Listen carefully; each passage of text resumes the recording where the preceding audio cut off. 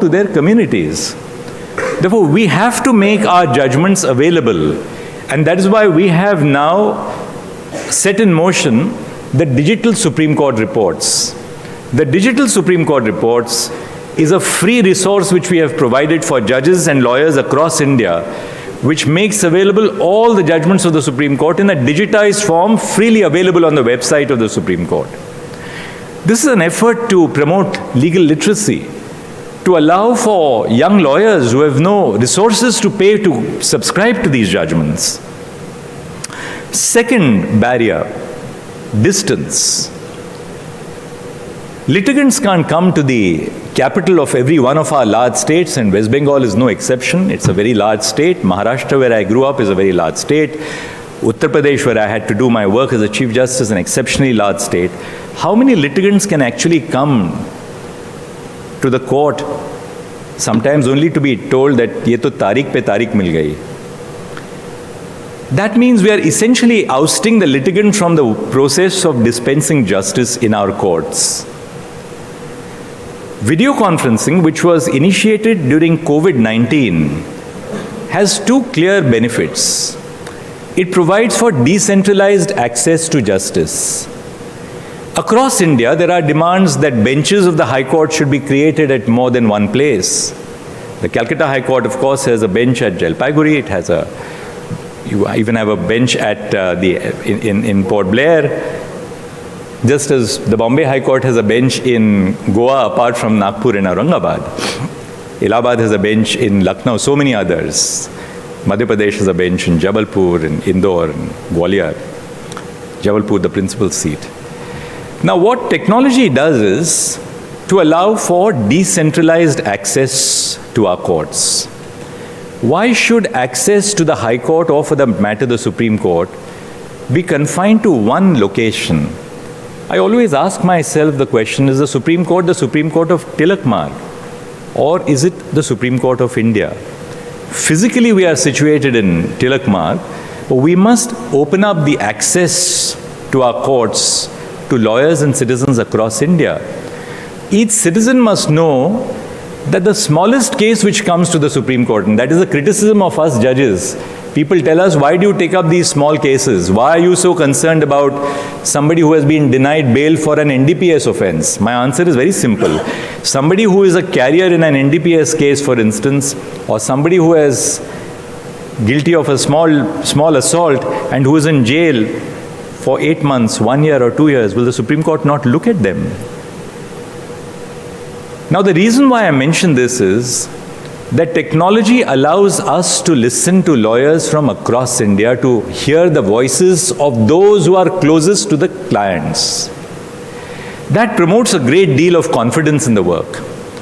Citizens have a great deal of confidence when they realize that the smallest case of pension, lost in bureaucratic apathy, nobody is deliberately denying anybody pension, but bureaucratic apathy. When you have a bureaucracy, there is bound to be bureaucratic procedures. That citizen is entitled to know with what seriousness my work is being attended by the Supreme Court.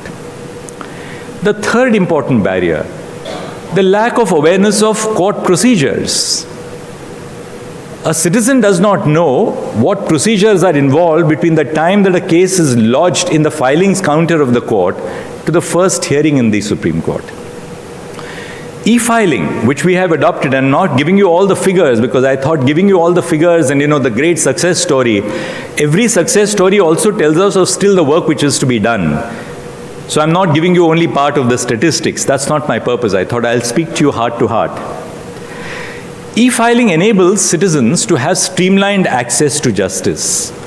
For instance, in the Supreme Court, we have been able to establish that a case which is filed by a particular date shall be listed before the bench for the first hearing by a particular date.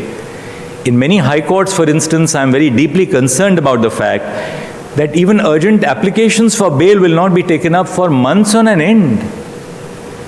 This can't be the model of an ideal judicial system which we are adopting.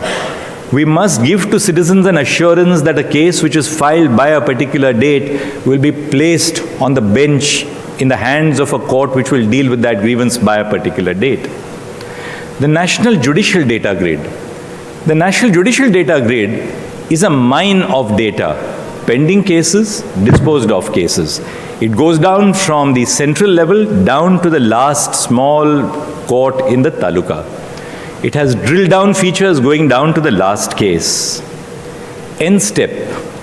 As you all know, the greatest difficulty which a litigant faces is trying to serve a summons on the defendant.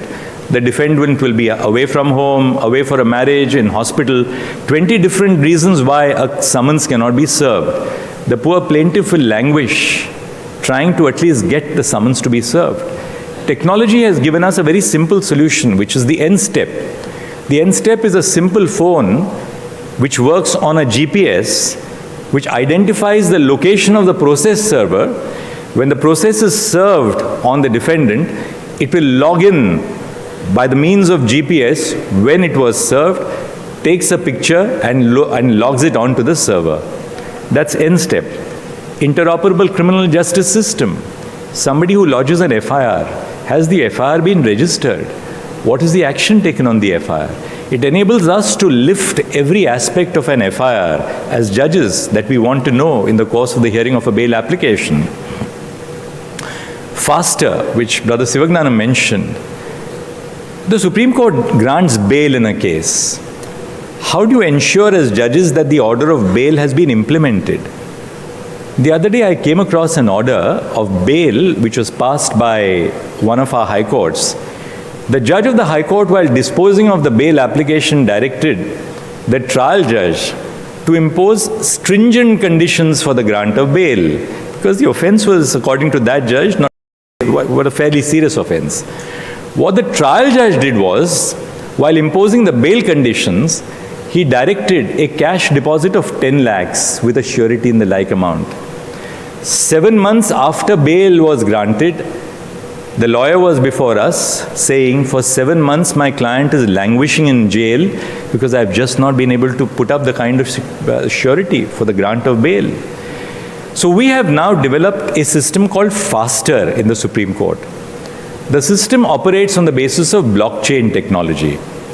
After an order granting bail is passed by the High Court or by the Supreme Court, the implementation of the order has to be ultimately done by the district judge and then ultimately the jail superintendent.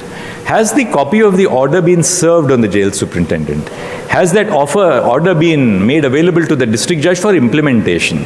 And what action has been taken on the basis of that order? Has that order been implemented? Because it has not been implemented, it is not enough for us judges to say that, well, I've done my duty. Your duty does not end with laying down doctrine. Our duty extends to ensuring that these orders are actually implemented, and Faster technology has given us that particular modality. We are experimenting with artificial intelligence in the Supreme Court. People ask me, are we using artificial intelligence to deliver judgments? As someone who has spent 24 years in the art or science of judging, I don't want a machine-operated robot to write my judgment for me. The machine-operated robot may give a more mathematically correct answer in a claim for motor accidents compensation. I may make a multiplication error, but the machine-operated robot cannot have the sense of empathy, compassion, which a judge has. It may not have some of our failings, but even AI has failings. It has biases, depending on who has designed AI. But we are using AI in a very different context. Cases are filed in our registries. Sometimes cases of a very high value are filed in our registries. The most resourced of citizens are able to ensure that their cases are fast-tracked, while the cases of the poorer citizens take a back seat. I do not want to dwell into that. All of you are conversant with the reasons for that. And I thought for myself, why cannot we use AI to completely replace, as far as we can, the human intervention in the verification of cases for defects? All that is done by the registry is to mark out defects, court fees not paid, every page not signed, annexures not properly printed. Artificial intelligence can do that, and we are on the anvil of doing that in the Supreme Court very shortly. Categorization of cases. When a case comes before the court, it is assigned a particular category. Depending on the category to which the case is assigned, the judge gets earmarked. Brother Sivagnanam would announce a roster for judges that for the next session, these are the judges who will deal with Section 482 matters. These are the judges dealing with criminal appeals. Now, if the lawyer has misstated the case categorization, they can doctor the judge before whom the case will come. And I have come across this in the Supreme Court, where a wrong case categorization is given, and the case therefore goes not to Judge A, but to Judge B. I'll make a good faith assumption that it was done by mistake, but it is not always the product of mistakes when the stakes are very high. And therefore we can use artificial intelligence which can read cases rapidly, the entire record rapidly, to at least give you a preliminary case categorization, which can enable us to manage our litigation better by clubbing cases which deal with common issues. Last point, and then I'll be done, on judgment writing. We are going to be discussing in a latter part of the two-day conference on judgment writing. I'd like all of you to spend a little time on asking yourselves one question. Who do we write for?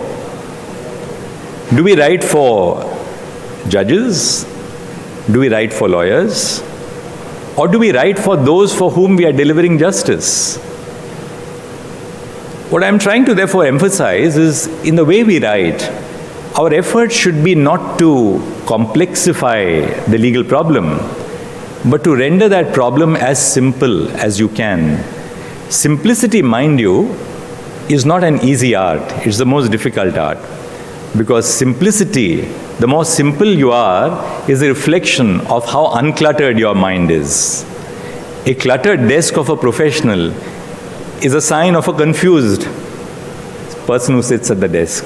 An uncluttered desk is a sign of an uncluttered mind. And so also the art of judgment writing. We have to write for those for whom our judgments are meant. Namely, in simple language without really too much of recourse to Latin to establish our influence or knowledge of the subject. I'm sure that these are issues which you will be discussing. Last point which I want to make, which is the point on which I began, the concept of constitutional morality. Increasingly you find judges writing about their own ideologies and judgments. I'm not saying that judges do not possess their own personal philosophies. When I was a young member of the bar, we would always say that a particular judge is pro-landlord, or we thought that judge was pro-landlord. We thought a particular judge was pro-tenant. So everybody would run, if you had a case of a tenant, to a pro-tenant judge. These are lawyers' perceptions. They're not always right. They're sometimes right, they're sometimes wrong. But the most important thing is how we as judges convey the work which we are doing. For instance, I find judges writing about the fact that I will not give a direction for protection, police protection to a couple, merely because that couple was in a consensual relationship outside marriage.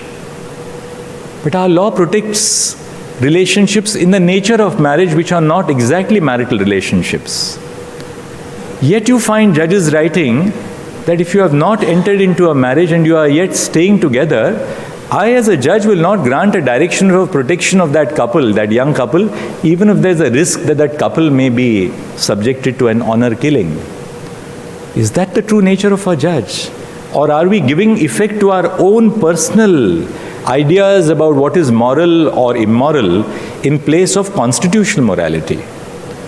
Or you come across a case where a judge has said that, well, because this was an interfaith marriage and you had not taken the permission of your parents, I'm not going to grant you the benefit of the protection of the law. Is the judge giving rise to, giving vent to their own personal view of how society should live their lives? Therefore, above all, in the work which we do as judges, and this is my last message before I conclude, please remember that we are servants of the Constitution. We are not masters of the Constitution. We may be masters of constitutional interpretation because the task of interpretation is given to us, but we are yet servants of the Constitution. And therefore, the values which we as judges have to espouse, whether you like them or not, these are the values which the Constitution has enshrined for us. What is a just society is not my imagination of what is a just society. What is a just society is the constitutional imagination, the constitutional vision, not the imagination of a just society. And that is a society which is based on human dignity, fraternity, equality, liberty, respect for all, tolerance for all, and inclusion for all. With that, I thank you very much for inviting me. I'm grateful to you.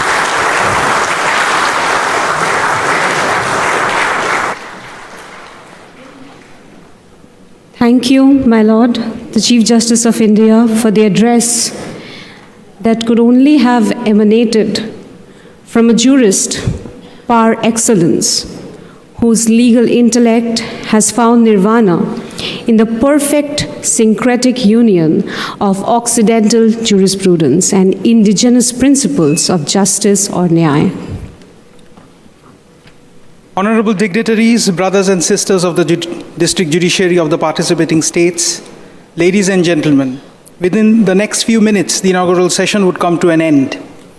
Once the cadence of the national anthem wafts into silence, we shall proceed for a group photograph to freeze the present for posterity and then head for high tea. The group photograph would take a few minutes. We will be needing to make certain arrangements. The dignitaries on the dais would please remain on the dais. We will take 2-3 minutes for making the arrangements for the group photograph. But first we must rise for the national anthem.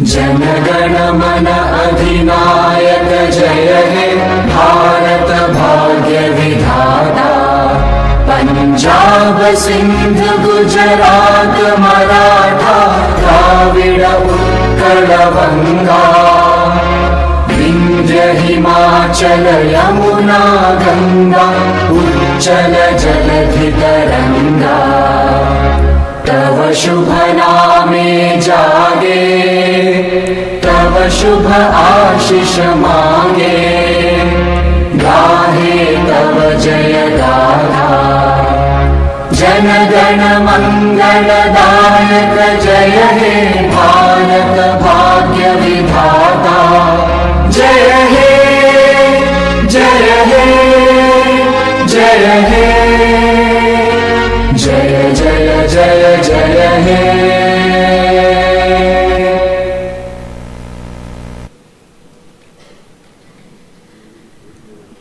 The first working session shall commence after high tea. After the high tea, the delegates are requested to proceed to the left. After departure of the honorable judges, the honorable judges will please proceed to the judges' lounge on the right for the high tea.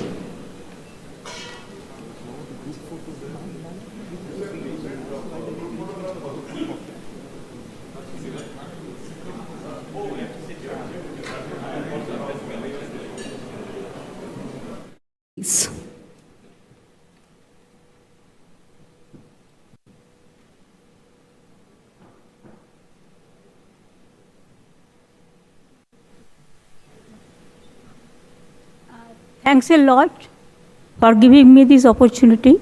I deem it is my proud privilege to be with all of you. And we are honored, or honorable. And you know, Chandrachudji's, this name is very popular because his father was also.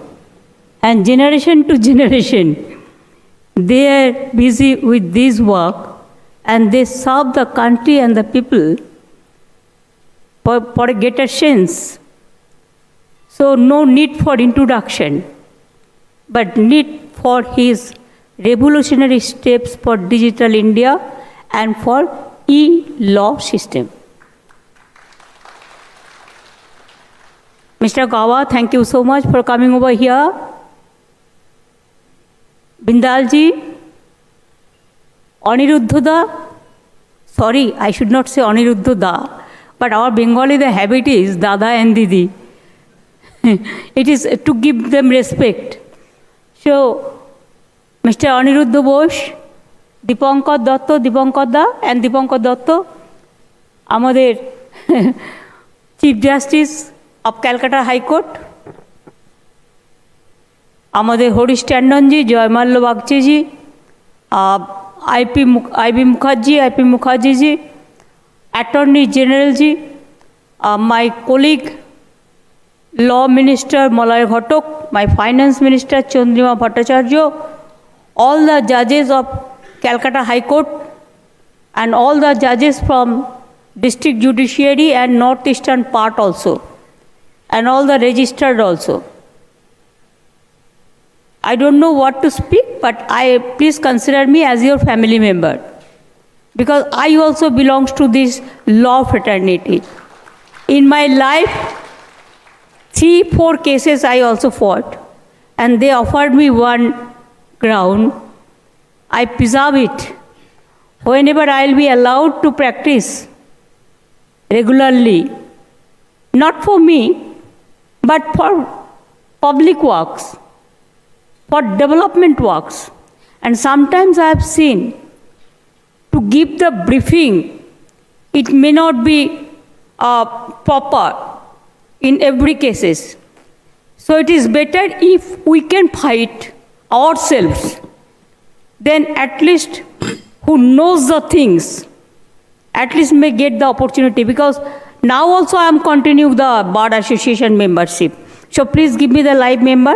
Every year giving the subscription, instead of that, give me the live membership, so that sometimes we also on behalf of people, I can assure you no money we will take for that, only voluntarily.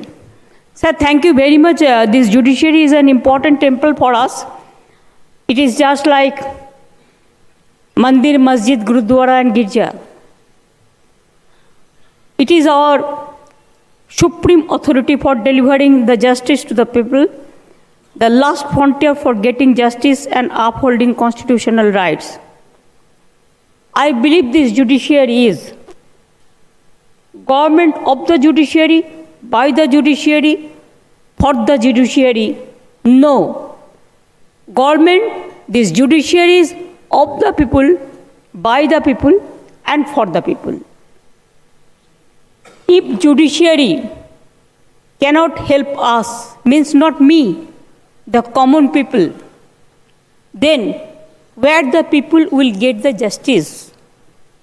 When the people, any problem comes, when we have seen some atrocious, terrible things, then only we hope with a greater interest that only judiciary can solve this problem, and we just watch judiciary.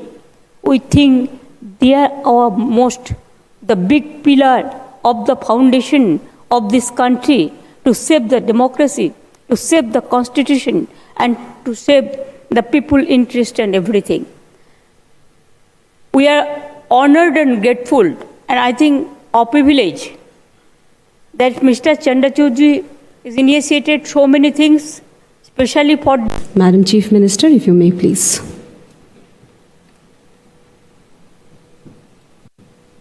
Digitization and e-judiciary, e-legal system. In our state, we are e-governance, we are number one, sir. You'll be happy to know. And in our state, we have already Honorable Chief Justice of Calcutta High Court has mentioned, we gave 1,000 crores we already spent for judiciary, for development. Also, we provided 70 acres of land, and also we provided land for another new high court. That's a Rajarhat, it's a posh area. You asked me one building, I gave it next day. I vacated this building for government, and next day I provided this. We have 88 fast-track court, though earlier Attorney General is here for his information. Earlier, Government of India should have provided the assistance for this fast-track court. But before 8 years ago, they have withdrawn all these facilities. But now we are running, we are the only state we are running 88 fast-track court. Out of that, 55 women fast track court. And also we have 6 POSCO court.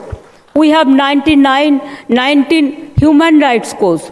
We have so many courts like this, and also Jalpaiguri Circuit House, Circuit Bench also, it is new one. And our Judicial Academy, it is one of the biggest academy in the world, and it is very popular. We are proud of our students, and whoever is coming from the judiciary, they are the asset of the country and the asset of the world. Only my humble request will be to all of you. First, I want to apologize to mention this to all of you. It is not my intention to humiliate or manhandle to anyone. But my submission, my kind submission, that please see no political biasness in judiciary. Judiciary must be pure, absolutely pure, honest, secret, and let the people do the puja. Like Sanskrit, they say sometimes puja, sometimes for all the caste, all the creed, all the community, all the people. Even northeastern people are here from Andaman. They are really neglected. Give them bigger opportunity. Sometimes to come to Calcutta and other place also for their greater interest, because nobody takes care for them. They are really neglected. I will appeal for them also. With this word, thank you very much for convening this conference here, and please do it in every time. From our side, there are so many places are available also. I thank to ITC for organize all these things, West Bengal government, my chief secretary, my police commissioner, my law ministry, my finance ministry, and all, and press media and all.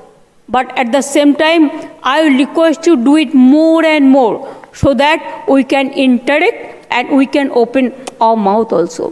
Thank you very much. Thanks a lot.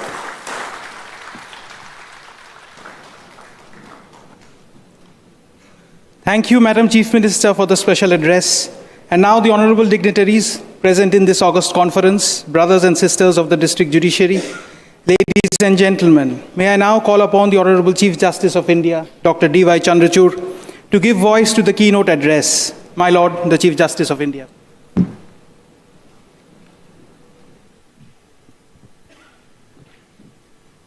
Namaskar.